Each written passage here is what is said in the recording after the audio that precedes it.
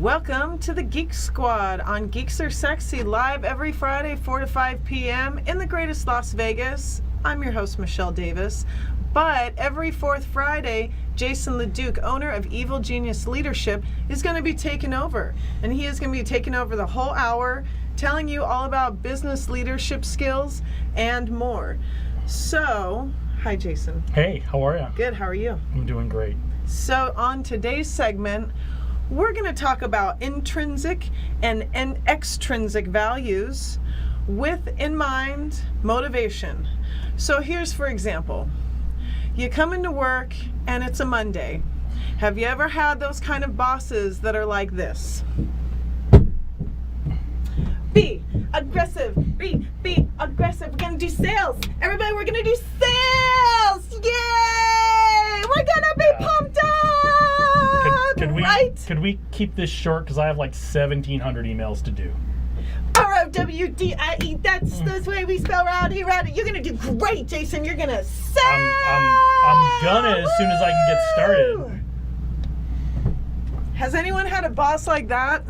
That's what we're going to talk about today. I've had a boss like that, and bosses like that are great. There's a time and a place for that kind of motivation, and there's a time and a place for when it's time to focus and get to work. And just like we talked about in the last segment, a lot of bosses aren't conscious about what they're doing and how it's impacting their team. What is important to talk about when you're a boss, when you're a manager, when you're a leader, and you're trying to get your team going, it's important to not just look at the circumstances of what's going on. Is it Monday morning? Are you a sales team, or are you more of a kind of grinding it out, doing the work kind of team? But also the ideas of intrinsic and extrinsic motivation. And those are a lot of big words for, are you internally focused by your motivation, or are you externally focused by your motivation? Intrinsic motivation is when you do things for the satisfaction of getting a good job done, for the way it makes you feel inside, the pride you get from doing a good job, all that kind of stuff. Those very internal kinds of things. Extrinsic motivation is, I'm doing this because there's some kind of external reward. It's for the money, it's for the car, it's for the house, it's for the praise from my boss or from my peers or from my family.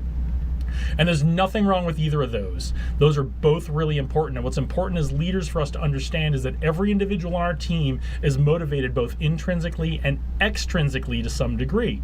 Some will be more extrinsically motivated, some will be more intrinsically motivated. And when you get a one-size-fits-all boss who comes in and tries to rah-rah the team, what I call the summer camp stuff. I've been part of groups before and part of teams before where you're doing things where it's really important to get down, get to work, and use your intellectual energy and capital to get to work and do the work. But you've got a boss who likes to do the summer camp thing because he or she thinks that's how you motivate people. And what that boss doesn't consciously recognize is that motivation isn't clicking with the combination of the intrinsic and extrinsic motivation for the members of their team. Again, nothing wrong with that, nothing wrong with a boss like that, but there's a time and a place for it, and you have to understand the impact consciously understand the impact that the way you try to motivate your team has on your team. If your team is, much like I was saying, listen, could we keep this short? I have 1,700 emails to do. Your fired up summer camp extrinsic motivation, that high energy motivation, is probably not going to get them going and get them motivated even more. It may drag them down even more. So it's just something to observe and be conscious of. And we need to get to know our team members. That's what's really important here. Is it's not about having a one-size-fits-all policy or a one-size-fits, just like the discipline thing, right?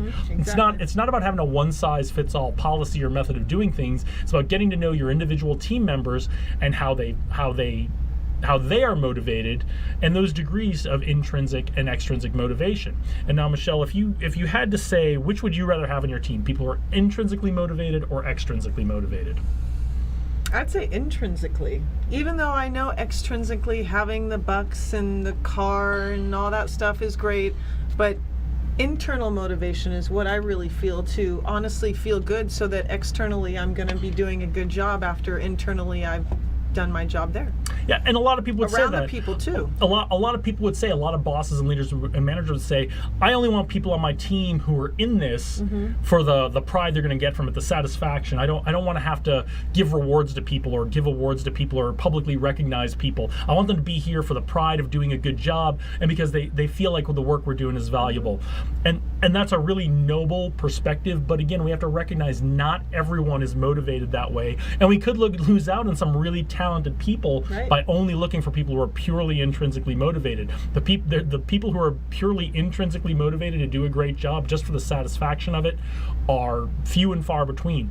Even when I was in the Air Force, and I'm very proud of all the time I spent in the Air Force, all the things I did, and I did a lot of that because I wanted to do a good job. I wanted to feel the pride of doing it, the pride of wearing the uniform and serve my country and do something, be part of a team that was bigger than myself.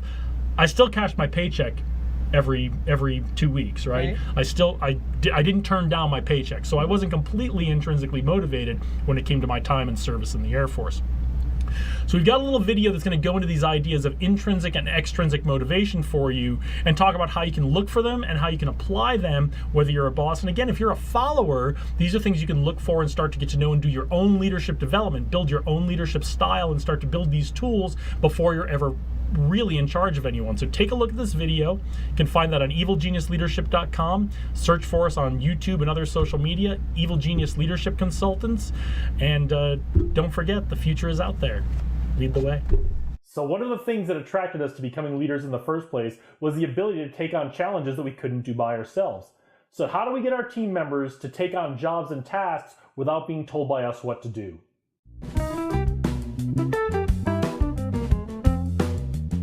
Welcome back, and congratulations on taking one more step towards becoming one of the great leaders of tomorrow. Today we've got a question from my friend Pete, and he asks, how can I motivate employees who don't show initiative? So today I'm going to give you 4 tips on how to motivate those employees who aren't leaning forward and taking on jobs without being told. And stay tuned to the end because I'm going to give you a link where you can go download our workbook to develop your own leadership development plan.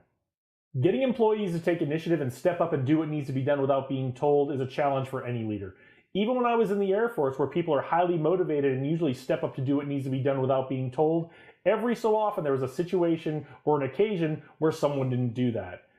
And so unless the person who's working for you is a complete dirtbag, which happens sometimes, and we aren't going to talk about how to deal with those people today, that's more of a disciplinary process. So I'm going to assume the people that you're talking about aren't complete dirtbags, it's just a matter of trying to reach their motivation. So the first tip I have for you is to understand the psychology of motivation, both extrinsic motivation and intrinsic motivation. And we've done a video on this in the past that you can find on our YouTube channel, so I won't get into all the details. But what you need to know today is that everyone is both extrinsically motivated to some degree and intrinsically motivated to some degree. Extrinsic motivation is that motivation by external rewards, whether that's money, a bonus, time off, whatever it is. And intrinsic motivation is that reward that comes internally from feeling the satisfaction of doing a job well done. As leaders, our job is to get to know our people and to understand to what degree they're extrinsically motivated and intrinsically motivated. So as part of this first tip to understand this psychology, we also need to get to know each of our team members and understand what about them is extrinsically motivated and intrinsically motivated, and we're going to use that to our advantage for the next 3 tips. Our second tip is to appeal to the intrinsic motivation inside our employees. And this can be a bit trickier than using extrinsic motivation, so that's why I'm starting with this one. As we get to know our employees, we're going to know what their hopes and dreams are, what they like and dislike, and what they get excited about. Everyone has something they don't like about their current workplace, or at least something they think could be improved a little bit. As leaders, we can encourage our employees to talk about what these improvements are that they'd like to see, and we can also encourage them to come up with ideas and challenge them to come up with solutions to the problems. If they follow through on that, come up with an idea that we then approve, they'll feel rewarded intrinsically for doing a job well done to improve their workplace. Our third tip is to also use extrinsic motivation to get our employees to start showing initiative. To do this, you've got to use the resources you've got, and sometimes you have to be a little bit creative. Not every organization has money to give out as bonuses for good behavior, but almost every organization has a formal awards and recognition program, and you can use this to your advantage. When you're deciding who's going to get the award in your group, go ahead and weight initiative heavily when you're doing that, and make sure your team members know that. When they see people starting to get recognized for doing things they haven't been told to do, they'll all start to step up and do the same. And if you don't have a formal awards and recognition program in your company, go ahead and create one, even if it's for your own team. And when you're giving out benefits that go along with these awards, again, you've got to be creative. So what's in your authority to do? Can you let people work from home? Can you give them an extra day off? Can you let them have a flexible schedule? Whatever you've got available to do, whatever authority you have, use that to extrinsically reward the people who are doing a great job for you and showing initiative. Remember, To incentivize any behavior, the incentives have to match up with what you value. If you value initiative, you have to provide extrinsic rewards that match up with that. Finally, our responsibility as a leader, if we want our team to show initiative, is to create a culture that fosters and rewards initiative. And this requires some honest introspection on our part. How have we reacted when people have stepped up, shown initiative, and done things they haven't been asked to do? Have we embraced their solution and accepted it, even if it wasn't the way we would have done it, or have we shut them down? Our reactions to when people show initiative, both conscious and subconscious, are really important.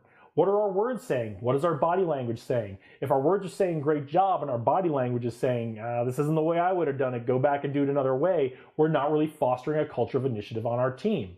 What we have to do is be open-minded, and even if the solution isn't the perfect one we envisioned, if someone takes the initiative to do it and it's acceptable, we probably should just accept it and reward them for showing the initiative. So there are your 4 tips for getting your team members to show initiative, step up, and do what needs to be done without being told. Remember, if we want our team members to show initiative, we've got to make sure they don't feel like their efforts are being wasted when they do so. We need to get to know each of our team members and what makes them tick, what motivates them intrinsically. We also need to use extrinsic motivation in combination with intrinsic motivation. Remember, everyone is both intrinsically and extrinsically motivated to some degree, and that's our job as a leader to figure out what that is for each person on our team. Finally, we need to make sure we're setting up a culture that rewards initiative and doesn't shut people down if the solution they come up with isn't perfect. Follow these 4 tips and pretty soon everyone on your team will be taking on new challenges without you having to ask them to.